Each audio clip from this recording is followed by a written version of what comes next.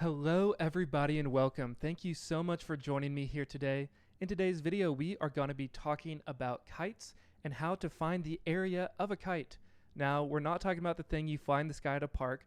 We're talking about this specific type of quadrilateral. And what's a unique attribute about a kite? Well, the unique attribute is that it contains two pairs of adjacent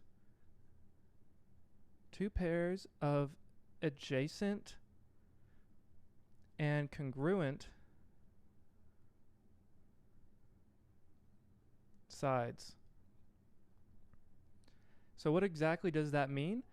That means that this side is adjacent and congruent to this side, and this side is adjacent and congruent to this side. It means it has two pairs of congruent sides that also happen to be next to each other. Now, this is different than something like a rectangle, in that in a rectangle, we also have two pairs of congruent sides. However, in the rectangle, your two pairs of congruent sides are opposite one another. So they are not adjacent, and that's why a rectangle is not in the kite family. All right. So what's some other unique things about a kite? Well, something else unique about them is the diagonals of a kite intersect and form right angles. The intersection of the diagonals of a kite form right angles. And then also the diagonal which intersects both set of congruent sides. So in this case, the vertical diagonal, it will intersect the congruent sides and will be a angle bisector, meaning that this smaller angle and this smaller angle will be congruent to one another, and the same thing up top. This top angle and this top angle will be congruent with one another. Now, it is important to mention that that only happens with the diagonal which intersects the congruent sides. Therefore, this angle here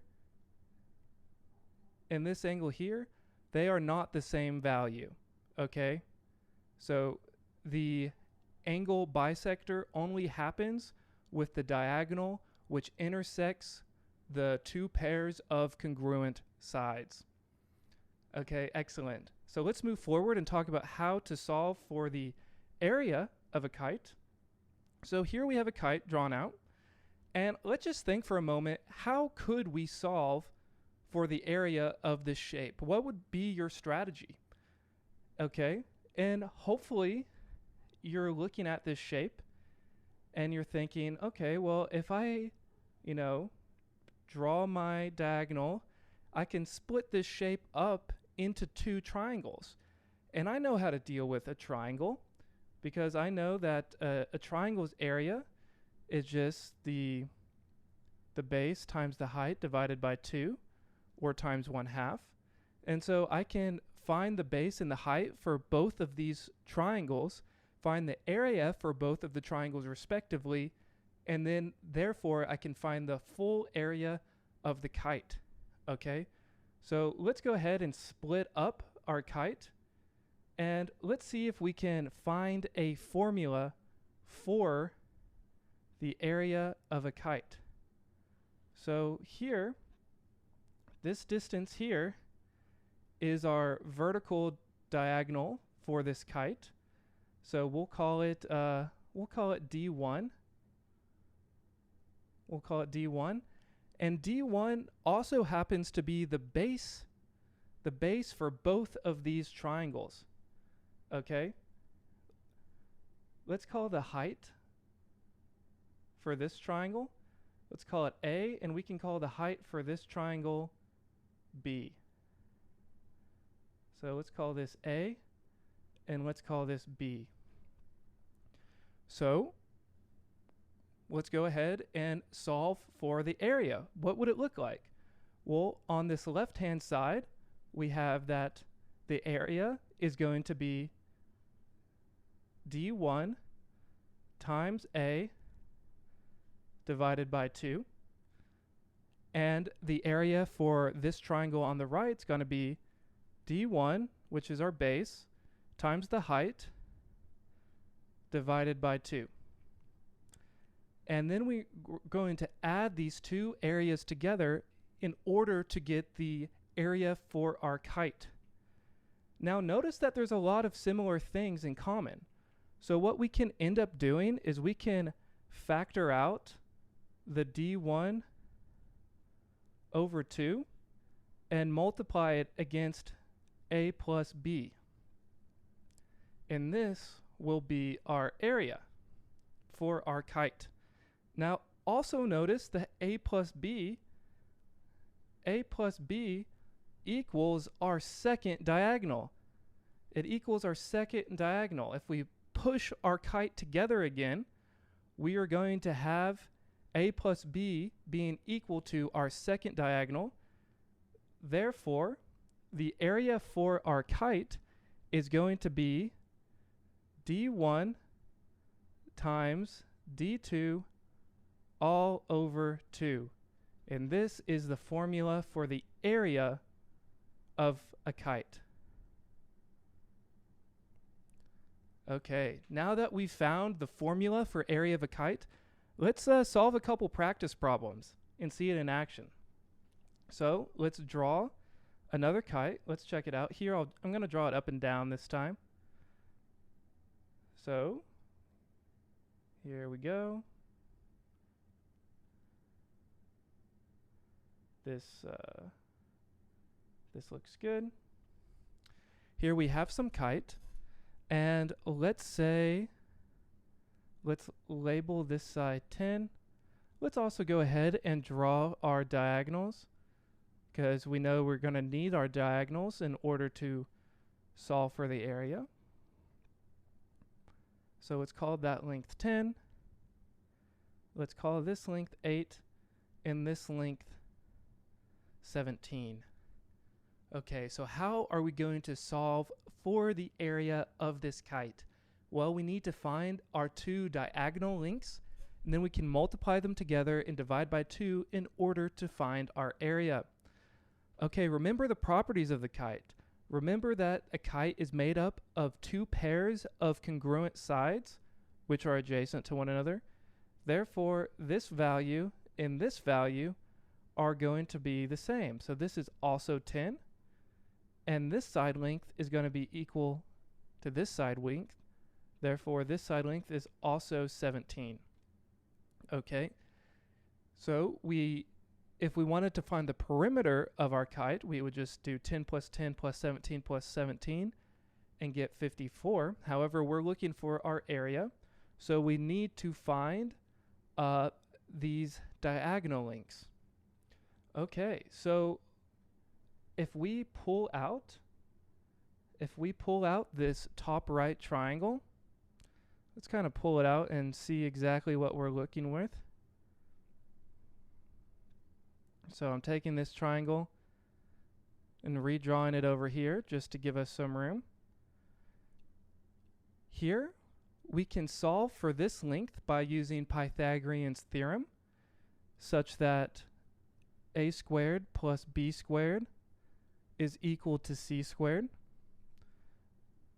And c squared is of course our hypotenuse. So we'll call this a. We have some a squared plus 8 squared equals 10 squared.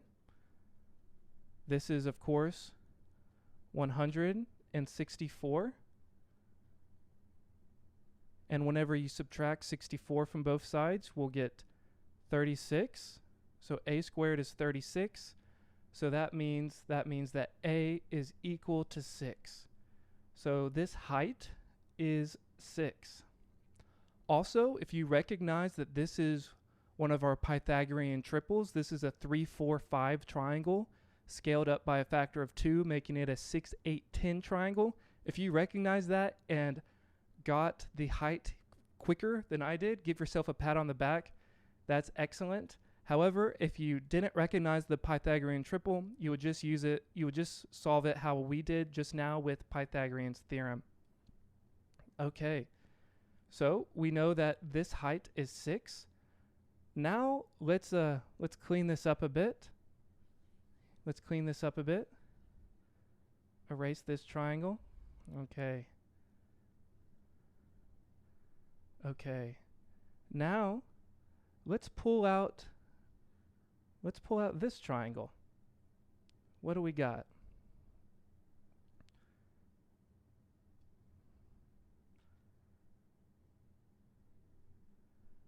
Okay, we know that the top length is 8.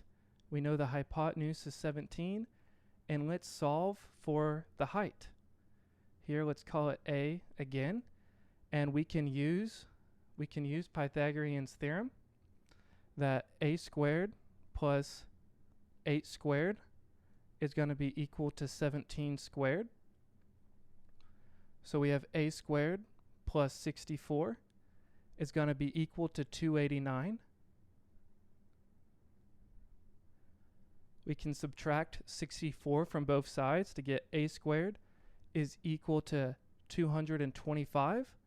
Therefore, a is equal to 15. So we know that the rest of this height is 15. We know this side length is 15. All right, so we're nearly done. We're nearly done. So what's the very last step? The very last step is recognizing that this length here must also be 8 because we have a bunch of congruent triangles in the mix. So what are the lengths of our two diagonals? Well, our horizontal diagonal is 8 plus 8, or in other words, 16. And our vertical diagonal is 15 plus 6, which is 21. And so our area is going to be 16 times 21 divided by 2. Let's go ahead and cancel out the 2. So we're left with our area equals 8 times 21. And then what is this value? Well, 8 times 20 is 160. So 8 times 21 will be 168. So our area is 168. Excellent. So this is how you can solve area for a kite. Let's go ahead and solve one more problem, and then I'll let you guys go. Doing excellent work today. Okay, so here we have some kite. Here we have some kite. Let's go ahead and draw in our diagonals. So we have this diagonal and this other diagonal. Here, and let's say we're given a bunch of different type of information than the last one. What if we're told that, this is 30 degrees? What if we're told that this length here is 20 and this length here is 10 square root 2? How would we solve this problem? We're going to have to use a different process than our previous problem.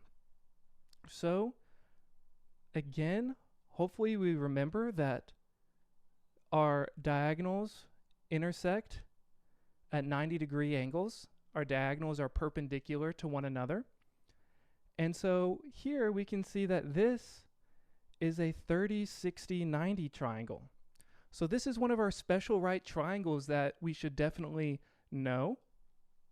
So a special right triangle, our special 30, 60, 90 right triangle, has what relationship?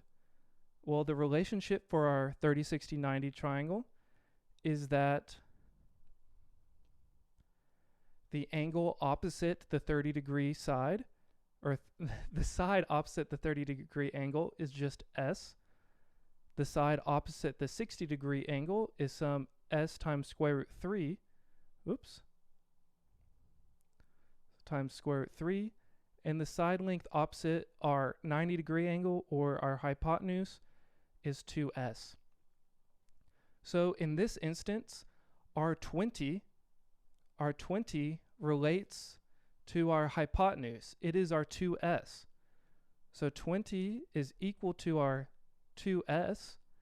Therefore, if we divide both sides by 2, we see our 10 is equal to our s. So this height here is going to be 10. And also, we can solve for s root 3. We can multiply both sides by a root 3 and get that this bottom length here is going to be 10 square root 3. All right. Now, what could we do if we didn't recognize that it was a 30, 60, 90 triangle? Well, if we didn't recognize our 30, 60, 90 triangle, we could have always used trigonometry. We could have thought back to SOHCAHTOA.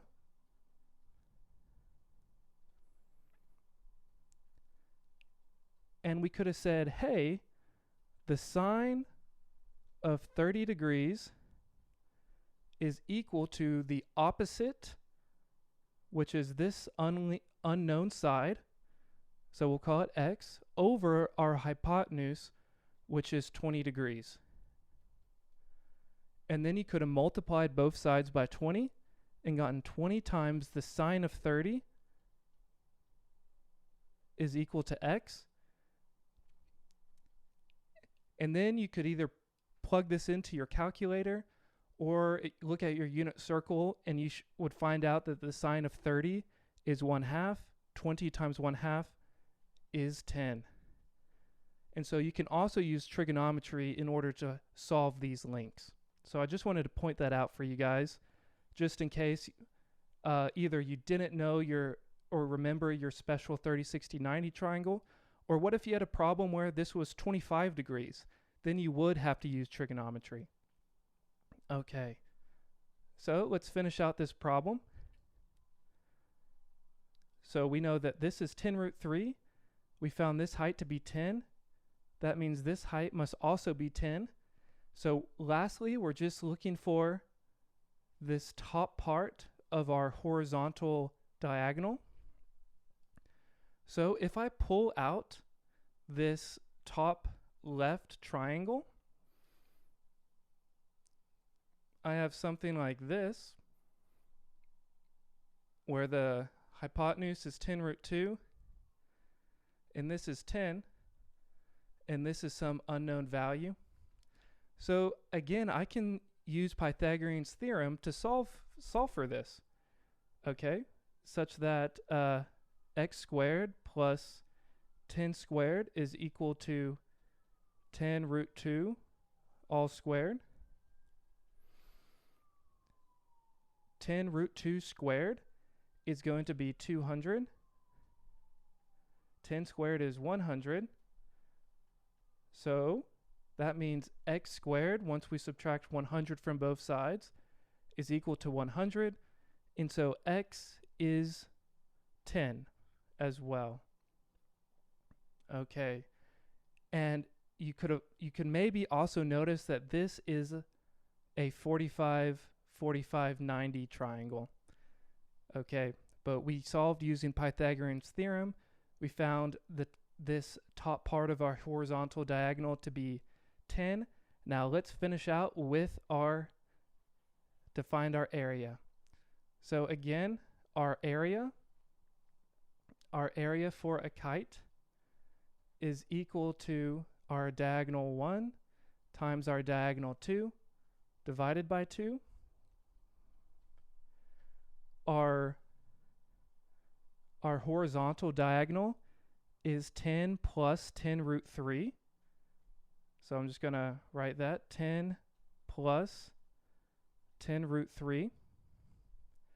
And then our vertical diagonal is 10 plus 10, which is 20. We don't need that line. And then all over 2. So if we want to simplify and solve this, notice that our 2 and our 20 can simplify. So the 2 cancels with our 20, leaving us just 10.